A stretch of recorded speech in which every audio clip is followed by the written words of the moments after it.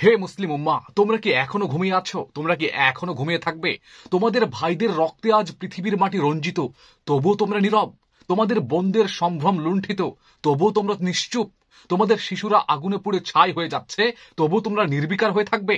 দেখো, একটু তাকিয়ে দেখো, প্যালেস্তাইনে, কাশ্মীরে, উইঘুরে, মিয়ানমারে, বসনিয়ায়, ইরাক, সিরিয়া, আফগানিস্তান সহ অন্যান্য এলাকায় প্রতিটি জায়গায় মুসলমানদের আর্তনাদ প্রতিধ্বনিত হচ্ছে। সর্বত্র চলছে রক্তস্রোত, নির্যাতন, হত্যা, ধ্বংসযজ্ঞ। ইসলামের পতাকা মুছে ফেলার ষড়যন্ত্রে মেতেছে দুনিয়ার শয়তানেরা। তারপরও তোমরা কি চুপ থাকবে? তোমরা কি জানো না ইতিহাস কোনোদিন অন্যায় অত্যাচারকে ক্ষমা করে না? আল্লাহ জালিমদের সুযোগ দেন, কিন্তু ছেড়ে দেন না। তোমরা কি ভুলে গেলে এগুলো? আজ যারা মুসলমানদের রক্তে হোলি খেলছে, যারা ইসলামের বিরুদ্ধে ষড়যন্ত্রে মেতে উঠেছে, তাদের জন্য অপেক্ষা করেছে ইতিহাসের ভয়াবহ প্রতিশোধ। অপেক্ষা করছে ভয়াল থাবা। তোমরা কি ভুলে গেছো সেই ইতিহাসগুলো? স্পেনে একদিন ইসলামের আলো জ্বলেছিল, আলোয় আলোকিত হয়েছিল, কিন্তু যখন কাফেরেরা ক্ষমতায় এলো, তখন তারা মুসলমানদের সঙ্গে কি করলো? পুরুষদের কেটে ফেলে দিল, কেটে নদীতে রক্তে ভাসালো। নারীদের ধর্ষণ শেষে আগুনে পুড়িয়ে দিল, তাদেরকে ছায়ে পরিণত করলো।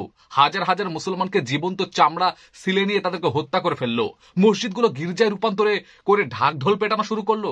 আর প্যালেস্টাইন, প্রথম ক্রুসেড খ্রিস্টানরা যখন বাইতুল মুকাদ্দাস দখল করলো, 3 দিন ধরে গণহত্যা চালালো। রক্তের স্রোতে ঘোড়ার লাগাম পর্যন্ত ভেসে উঠল রক্ত। আজও সেই হত্যাযজ্ঞ থামেনি, কিন্তু হাসপাতাল, ঘরবাড়ি, মসজিদ সব বিধ্বস্ত হয়ে গেছে। শুধু ধ্বংসস্তূপের নিচে চাপা পড়ে আছে এক জাতির কান্না। আর মিয়ানমার, রোহিঙ্গা মুসলমানদের কেটে টুকরো করা হলো নাফ নদীতে। নারীদের সম্ভ্রম লুণ্ঠন শেষে আগুনে পুড়িয়ে মারা হলো। শিশুরা জীবন্ত আগুনে দগ্ধ হলো। পশ্চিমারা চুপ হয়ে আছে, বিশ্ব চুপ হয়ে আছে। কেন? কারণ তারা নিজেরাই তো এই হত্যাযজ্ঞের মহাপরিচালক। Bharat, Kashmir, Bosnia, Uyghur, Chechnya, Africa, যেখানেই মুসলমান সেখানে রক্ত গঙ্গা বইছে। আর পশ্চিমা বিশ্ব, তারা এই হত্যাযজ্ঞে উল্লাস করছে। মুসলমানদের রক্ত কি এতই সস্তা হয়ে গেছে? এবং আমরা কি করছি?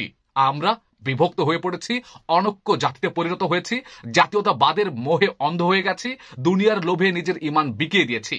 হে মুসলমান, এখনো সময় আছে জেগে ওঠার, ভাবার, চিন্তা করার, ঐক্যবদ্ধ হওয়ার। ঐক্যবদ্ধ হও, মুসলিম উম্মাহকে এক কাতারে আনো, দুশ্মনদের ষড়যন্ত্রে রুখে দাঁড়াও, শরিয়াকে আঁকড়ে ধরো। ইসলামই একমাত্র মুক্তির পথ। দুনিয়ার মোহ ত্যাগ করে ফেলো। শক্তিশালী হও, জ্ঞান, প্রযুক্তি ও সামরিক শক্তিতে নিজেদেরকে উন্নত করো, যেন দুশ্মনরা ইসলামকে অপমান করতে কখনো না পারে। সেই জবাবগুলো প্রস্তুত করো, প্রতিবাদ করো, ইসলামের বিরুদ্ধে ষড়যন্ত্রের প্রতিবাদ করো। মুসলিম ভাইদের পাশে এসে দাঁড়াও, কাউকে একা ছেড়ে দিও না। তাওবা করো, দোয়া করো, আল্লাহর দিকে ফিরে এসো, কারণ আল্লাহই একমাত্র সাহায্যকারী, পথ প্রদর্শকারী। হে মুসলমান, বিজয় আসবেই আমাদের। ইতিহাস কিন্তু কথা বলবে। ইতিহাস সাক্ষী আছে, ইসলামের পতন চেয়েছে বহু শক্তি, কিন্তু ইসলাম আজও টিকে আছে। সত্য কখনো মিথ্যার কাছে কখনোই মাথা নত করেনি, করবে না, করছে না। আজ দুশ্মনরা যতই শক্তিশালী হোক, তাদের পতন অনিবার্য হবেই। সেই দিন খুব বেশি দূরে নয়, সালাউদ্দিন আইয়ুবীর মতো বীরেরা আবার জেগে উঠবে, উসমানী ঘোড়সওয়াররা আবার ভেসে আসবে, বখতিয়ার খিলজির মতো বীরেরা আবার দুশ্মনদের হিসাব চুকিয়ে দেবে। সেদিন আর কোনো আপোষ কিন্তু চলবে না, শুধুই থাকবে ন্যায়ের প্রতিশোধ এবং শরিয়ার ঝলকানি। সেদিন তারা কোথায় যাবে?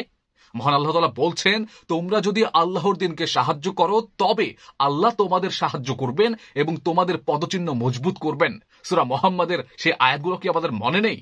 আমরা এক কথায় বলতে পারি, মুসলমান উম্মাহ একসময় আবারও জেগে উঠবে, আবারও জাগ্রত হবে এবং শত্রুদেরকে প্রতিহত করবে।